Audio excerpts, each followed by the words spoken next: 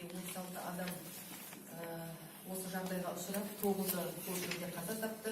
Қалған 27-сі 6 жедел жәрдем бригадасымен Жаңаөзен қалалық орталық ауруханасына түсті. Оларға дер кезінде көмек көрсетілді. 9 адам реанимацияға, 18 адам травматология бөліміне түсті.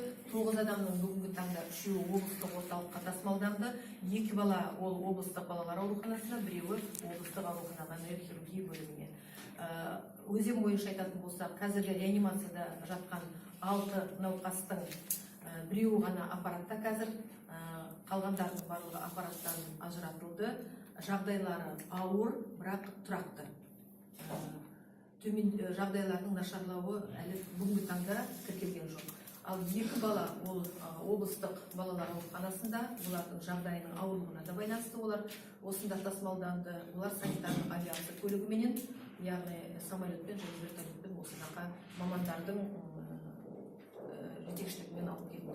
Бүгінгі таңда балдардың жағдайы өте ауыр, олар аппаратта, бірақ барлық жағдайлар жасалды. Бір баланың енді аяғының травмасының өте жарақатының аумағына байланысты аяғына ампутация жасалды. Өте айтуға да ауыр, дегенмен жағдай бүгін ауыр жағдайда.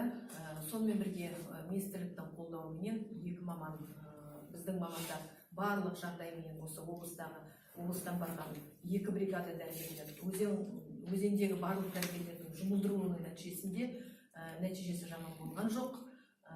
Дегенмен де министрлік қолдау көрсетіп 2 маманды бізге жолдады. Ол балалар травматологы және хирург маман. Олар кешкісін түсіп, бүкіл ауруларға өздерінің көмегін көрсетті.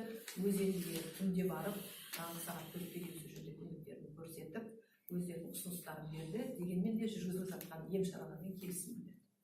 Осындай шаралар бүгін